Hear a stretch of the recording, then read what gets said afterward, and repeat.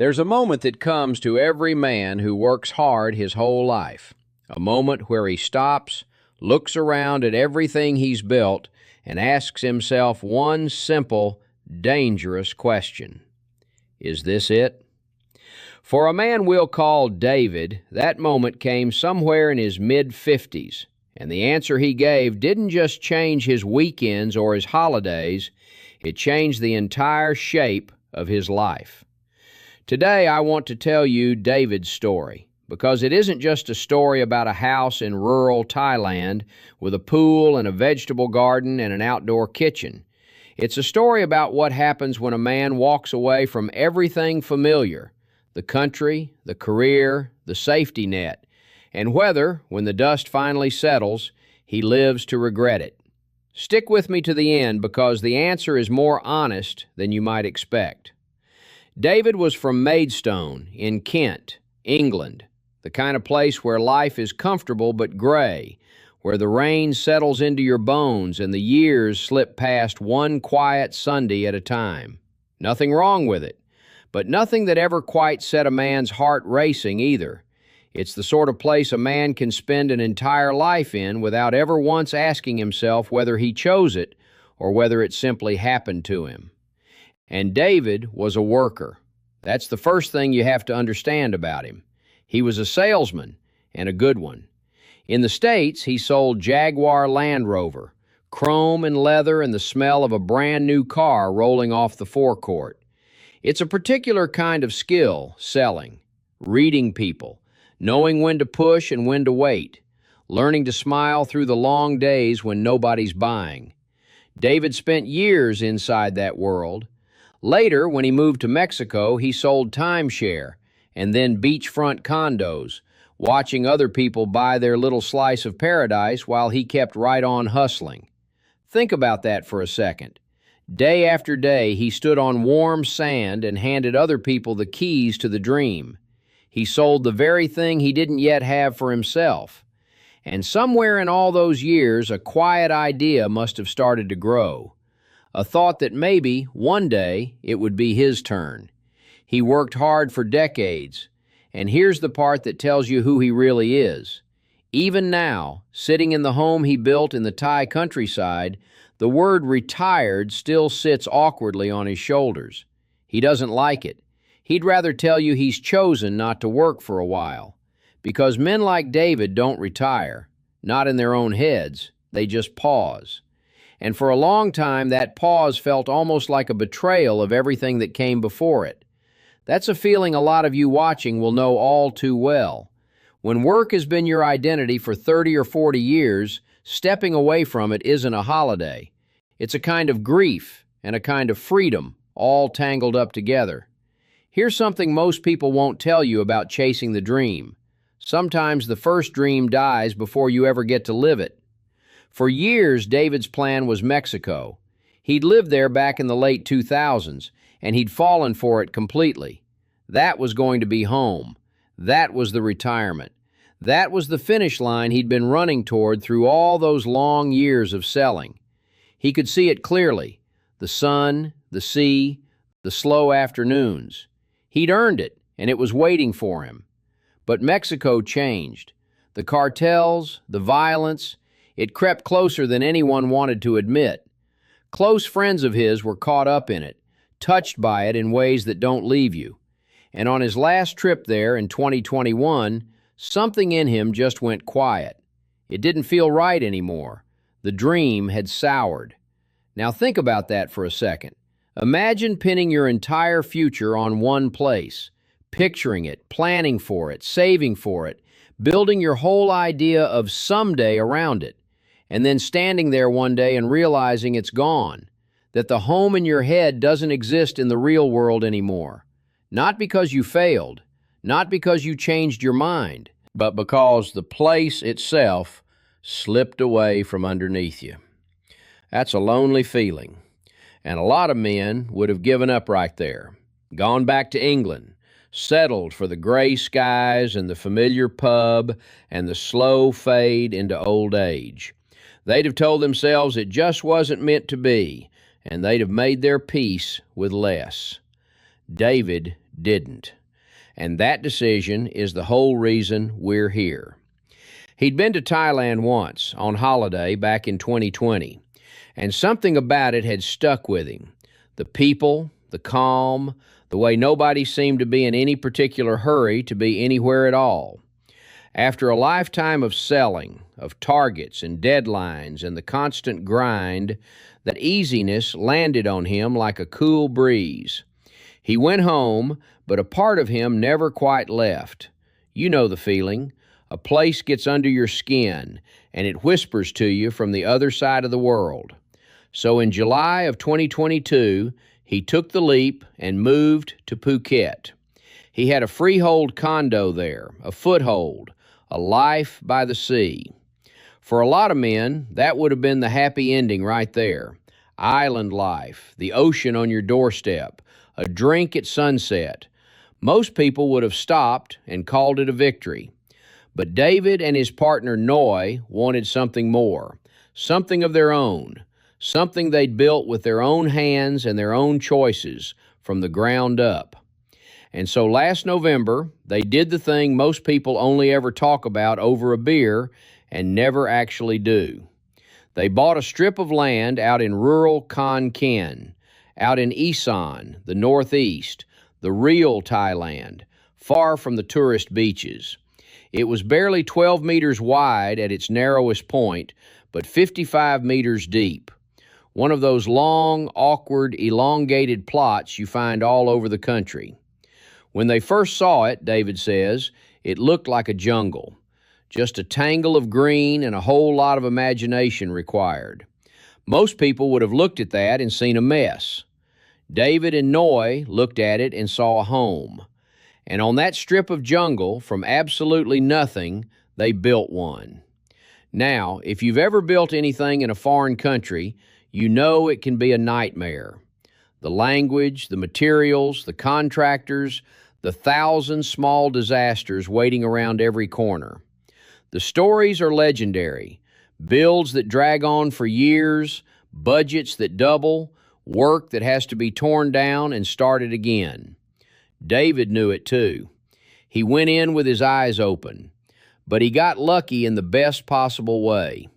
They started by buying the land and putting up a large wall, partly because, as is common out there, the neighboring houses actually encroach a little onto the plot, their kitchens spilling over the line. You're not going to ask a man to move his house, so you build a wall and you get on with it. That wall went up while he still owned his condo on Phuket, and he simply waited to see what would happen. The condo sold quickly, and after that, it was full steam ahead. Then they found their man, a Thai builder with his own small company based in Khon Kaen, who had already put up 8 villas in the area. David could go and walk through them, see the quality with his own eyes before committing a single bot. That matters more than you'd think. He wasn't trusting a brochure or a promise. He was standing inside finished houses, running his hand along the walls, seeing exactly what he was buying. The builder priced it loosely by the square meter, handled the materials, handled the labor, handled the headaches. And that, David will tell you, was the secret. He didn't manage his own materials. The builder gave him an allowance, so much for the floor tiles, so much for the pool tiles, so much for the bathroom fittings. And David and Noi simply went to the shops and picked what they liked. Some things came in over budget, some under. It balanced out. And it saved him the single biggest headache of building in Thailand. Anyone who's tried to manage their own materials on a build will tell you it can break you. David handed that weight to someone who knew the ground, and he never looked back. The design, though, was theirs. Because the land was so narrow, they couldn't do the L-shaped layout you see everywhere, and they couldn't tuck the pool off to the side. They had to start with the pool and work backwards from there. 2 bedrooms, no more because it's just the 2 of them. A large open kitchen and living room joined together, built around real life, rather than the formal, untouched living room so many Thai houses are designed around and nobody ever actually sits in. David had seen those houses, the ones where the best room is a museum nobody enters. He wanted none of it. He wanted a home that gets lived in. They thought about the small things too, the things you only appreciate once you're living somewhere hot. Instead of the usual wall units, they put in a single large air conditioning unit mounted centrally, quietly cooling the whole open space. They built the walls from AAC blocks for insulation, bigger bricks, faster to build with, and far better at keeping the heat outside where it belongs. These are the unglamorous decisions that don't make the highlight reel, but they're the difference between a house that looks good and a house that actually works in the Thai climate. The numbers for a man coming from the West were almost unbelievable. The whole build came in at roughly 2 million baht, somewhere in the region of 18 to 20,000 baht per square meter. And the pool? That pool, David says, would have cost him nearly as much as an entire house back in his old neighborhood in Texas. Around 3 million bahts worth of swimming pool in America. Out here, built by local hands, it cost him 750,000. For David, the maths simply made sense. The same money that buys you a modest life back home buys you a life with a pool and a garden and space to breathe out here. And what a life it is when you walk through it. There's a vegetable garden out front, papaya, corn, pomegranate, mango, that Noi tends with her own mother. She grows it for David's health, for good food, good for the body. Though she laughs that he won't actually eat the vegetables. A little bit of meat on the side, and he's happy. There's something lovely in that small, ordinary detail. A woman growing greens for a man who quietly avoids them and loving him anyway.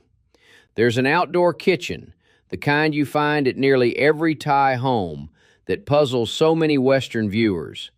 Why a second kitchen? Partly because Noi simply wanted one. Partly because when her family comes over, they lay mats on the floor and cook and gather out there, the way Thai families have done for generations. And partly because Thai cooking uses so much chili that the smoke would choke you out of an indoor kitchen entirely. It doubles as a pool bar, too, with a little service hatch so Noi can pass drinks through while David stays in the cool of the air conditioning. Two cultures meeting in the architecture of one small house. And there's a Buddha room, a quiet little space that was Noi's idea, where David comes to sit each day and do his meditations.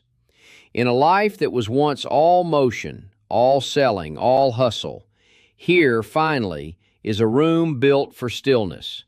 A man who spent decades chasing the next deal, now sitting quietly with nothing to chase at all. So this is the question, isn't it? This is what you came here to find out.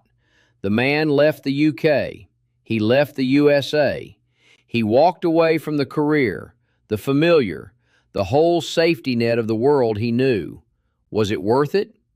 Here's what David will tell you, sitting in his cool, air-conditioned home while the heat shimmers outside. He doesn't regret it, not for a moment. The Thai people, he says, taught him something he could never quite find back home. Don't worry. Don't worry about it. When the paint is slightly off, when something's not quite straight, when the small frustrations of life start to bite, Noi just smiles and waves it away. And as a man gets older, David says, learning to let go of that stress isn't a luxury, it's everything. It might just be the thing that keeps you alive.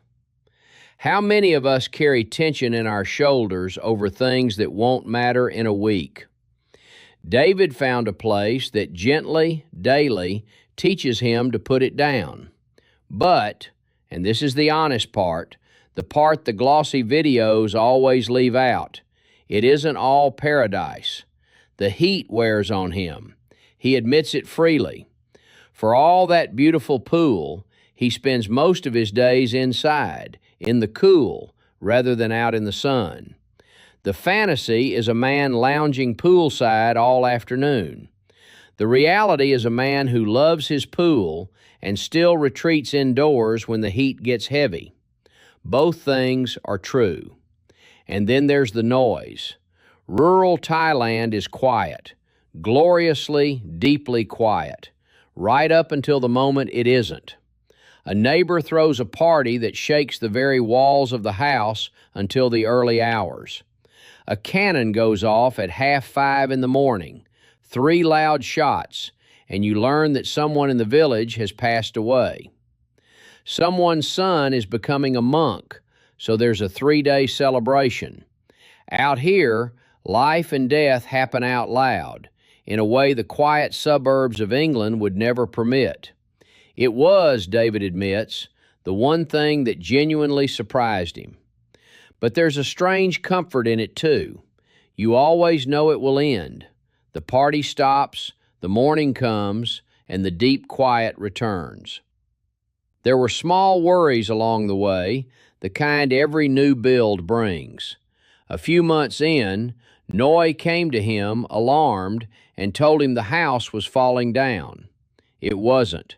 It was a hairline crack in the render, the kind that comes from the heat, the daily expansion and contraction under that fierce sun. Nothing structural, nothing to fear. And the builder backed it all with a year's warranty, promising to come round near the end of it and fix anything that had shifted. He'd already been back once. That's a rare and reassuring thing in this business, a builder who keeps his word. And when he was asked if there was anything he truly missed, anything at all, David went quiet for a second. Then he gave the answer almost every expat eventually gives: his parents. He FaceTimes them 2 or 3 times a week, but he knows exactly what he gave up. He won't be there, down the road, when they grow old and frail and need a son close by. And here's the part that stays with you long after the video ends. He says his mom and dad always knew. Even when he was a young man, they knew he'd end up somewhere far away, that he was never going to be the son who stayed close to home. There's a particular kind of peace in being known that well by the people who raised you, and a particular kind of ache in it too. Both of those things can be true at the very same time. That's the part of these stories nobody likes to sit with. A man can love his new life completely, the pool, the garden, the quiet, the freedom, and still carry one quiet weight across the entire world with him. David carries it. He simply decided, with his eyes open, that it was a price worth paying. But for all that distance from his old family, he's found a place inside a new one. When the house was finished, they held a blessing. Over 100 people came, from all over the village. He doesn't speak much Thai, he admits that freely, and he calls himself lazy for it. But the smiles do the work the words can't. He says he doesn't feel like an outsider here, even if he's not fully integrated either. People say hello. They don't have a problem with him. And quietly, behind the scenes, Noi has already had a word with the little shop up the road, told them to take good care of him. He thinks he's managing on his own. His wife is gently making sure he never has to. So what do we take from a man like David? When he was asked what advice he'd give to anyone dreaming of making the same leap, he didn't hesitate for a second. Do it as soon as you can. Don't wait. None of us know how long we have, but then he said something more grounded and just as important. Be responsible. Make sure you have the funds to truly support yourself. This isn't a fairy tale. It's a decision, and a serious one. Thailand doesn't just let anyone wander in and stay. You have to jump through the hoops, and the hoops are always there. The dream only works if you've done the hard work to earn it first. It's the salesman in him, still being honest with the customer. He won't sell you a fantasy. He'll sell you the truth and let you decide. And David has no plans to leave. He talks now and then about traveling to the beaches and then quietly realizes he doesn't actually want to. He's done with the crowds of Phuket, the traffic that's grown insane, the tourists, the property prices climbing higher every year. He remembers his very first drive in Thailand, from Khon Beach toward Patong, one long, unbroken traffic jam, the kind that makes you turn the truck around and give up on the shopping entirely. He saw how much the island had changed in just a few short years, and he wanted no more of it.